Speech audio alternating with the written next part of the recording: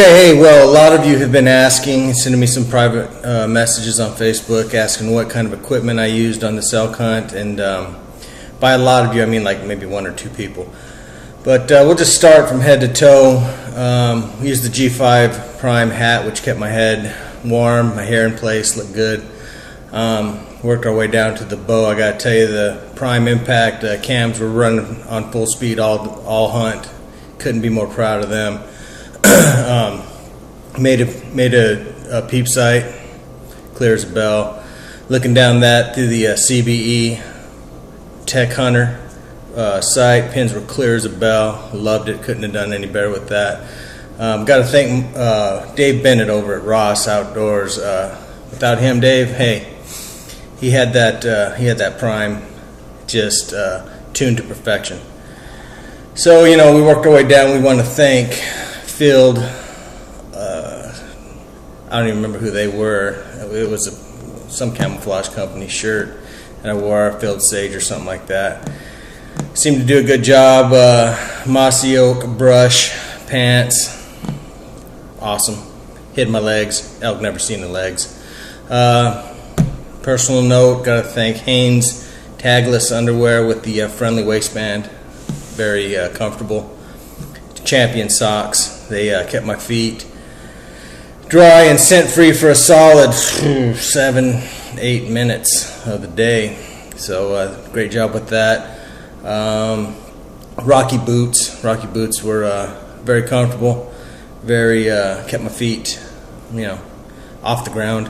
So those are some of the things we used. S4 gear, Lockdown X. Got to get one of those, people. That's us. One of the best things I've ever owned. Also the Sidewinder Evo for my rangefinder.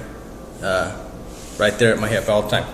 Was able to make that 26-yard shot and know the distance. Really gave me a little confidence there. We had Vortex optics on board. Helped us spot those elk. Also, who else do we got to thank out there? We got Mountain Dew, Gatorade, Under Armour. Without them, where would we be? Ford Tough Trucks, iPod for providing the music. Who else? Easton Arrows. I tell you, without you, there ain't nothing flying through the air. And like I've always said, if there's no carbon in the air, I've actually never said something like that. I think it's if the carbon ain't flying, nothing's dying.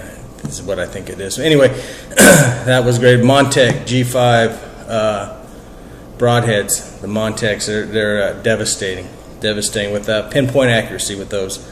Who else is out there that we got to thank? Frank's transmission for hooking up the Ford, putting the billet torque converter transmission in my transmission.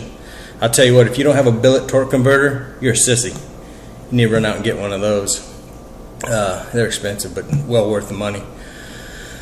Oh man, I tell you who else we got to thank. Leighton Trailers, Mossback calls, Primos calls, Havalon knives, Gerber knives, Buck knives. We used about 54 knives to skin this thing out. So if you made a knife, we probably used it. Thank you. Anything else?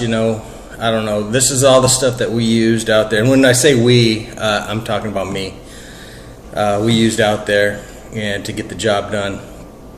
Very proud of the stuff we had. And I got to tell you, I trust my life to these products. And you should too. Thanks to Jim Shockey for teaching me that. Some of my hunting heroes out there, Michael Waddell, Levi Morgan. Those guys that without them and their TV shows, I don't know, probably couldn't have got this done. Also want to thank Stan Potts and Dick Vermeil for making it okay for grown men to cry on TV. Thanks, guys.